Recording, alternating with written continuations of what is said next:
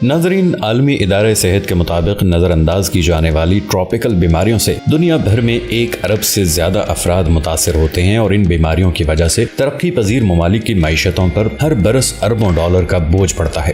غریب آبادیوں میں جہاں صفائی ستھرائی کا مناسب انتظام نہ ہونے اور مویشیوں کے آس پاس رہنے کی وجہ سے لوگ ایسی متعدی بیماریوں کے سب سے زیادہ شکار ہوتے ہیں جو بارانی اور نسبتاً گرم موسمی حالات میں جنم لیتی ہیں۔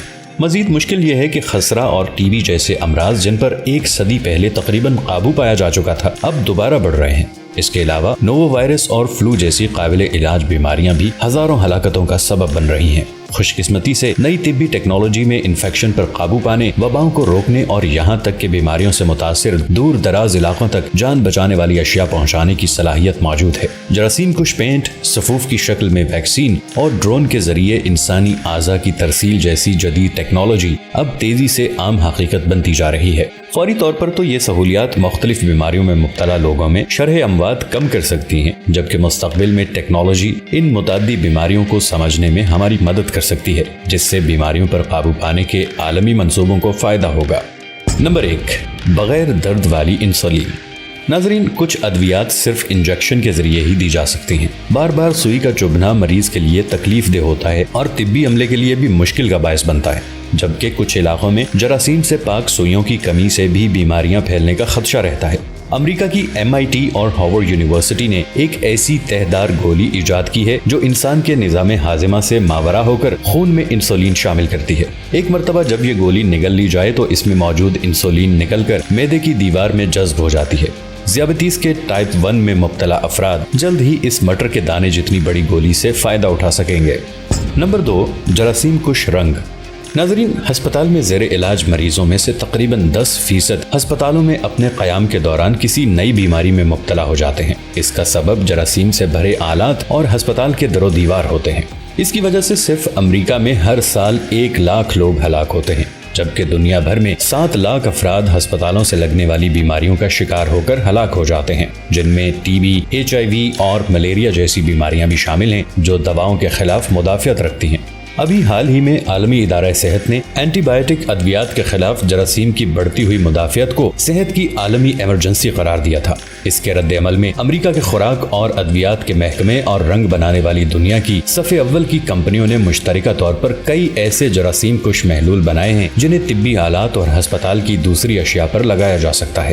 عام رنگوں کی تیاری کے دوران اس جراثیم کش رنگ کو ان میں ملا دیا جاتا ہے۔ یہ رنگ ہسپتال کے در و دیوار اور سامان پر چڑھائے جاتے ہیں اور خشک ہونے کے بعد یہ جراثیم، پھپھوندی اور فنجائی کے خلاف مزاحمت کرتے ہیں۔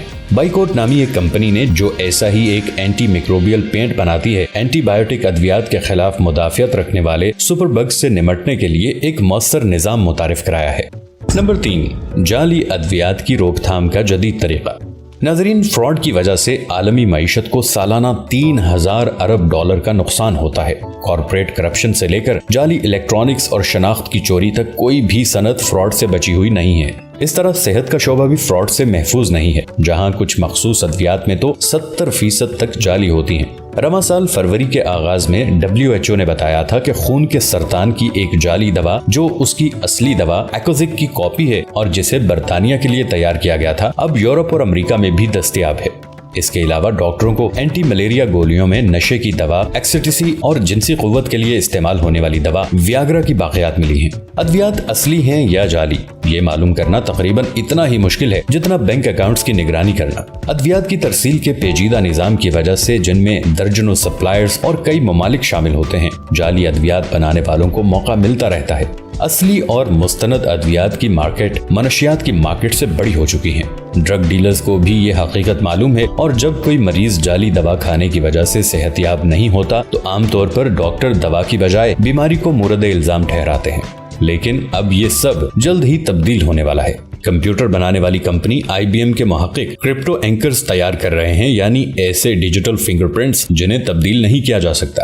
ادویات کے مصدقہ ہونے کو ثابت کرنے کے لیے ان فنگر پرنٹس کو ادویات پر لگا کر بلاک چین سے منسلک کر دیا جائے گا۔ بلاک چین ڈیجیٹل ریکارڈ کی وہ فہرست ہے جو انکرپٹڈ کوڈ سے منسلک ہے، اسے بلاکس بھی کہتے ہیں۔ یہ کرپٹو اینکرز جو ریت کے ذرے سے بھی چھوٹے ہیں، کئی صورتیں اختیار کر سکتے ہیں۔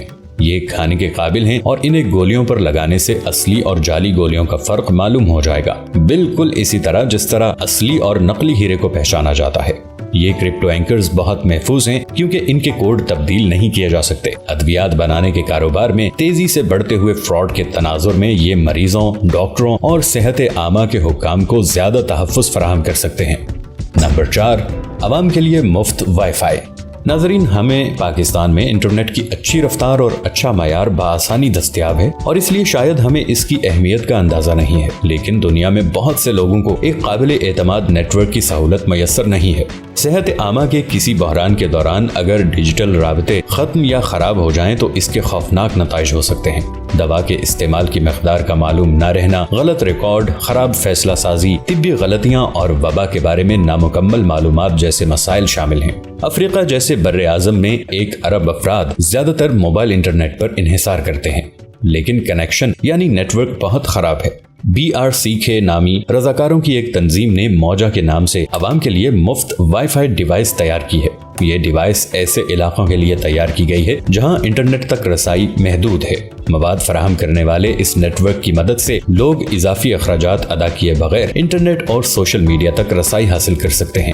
جو بھی موجہ کے سگنل کے دائرے میں ہے وہ انٹرنیٹ کا مفت استعمال کر سکتا ہے۔ موجہ کے نیٹ ورک میں فیس بک، نیٹ فلکس اور یوٹیوب موجود ہے، لیکن اصل بات یہ ہے کہ اب یہ بآسانی دیکھا جا سکتا ہے کہ اس کی وجہ سے بیماریوں کی روک تھام میں کتنی مدد مل سکتی ہے۔ اب لوگ فوری طور پر ایک دوسرے سے معلومات کا تبادلہ کر سکتے ہیں اور اس طرح ڈاکٹروں، مریضوں، ہسپتالوں کے حکام اور صحت عامہ کے رضاکاروں کے درمیان بہتر رابطے ہو سکتے ہیں۔ ناظرین، اگر آپ کو ہماری انفارمیٹیو ویڈیوز پسند آتی ہیں تو ہمارے اس چینل ڈیجیٹل میڈیا زون کو سبسکرائب کر کے ساتھ موجود بیل آئیکن کو بھی ضرور کلک کیجیے گا۔ ایسا کرنے سے آپ کے پاس ہماری ویڈیوز خود بخود پہنچتی رہیں گی۔ اپنا خیال رکھیے گا۔ اللہ نگہبان۔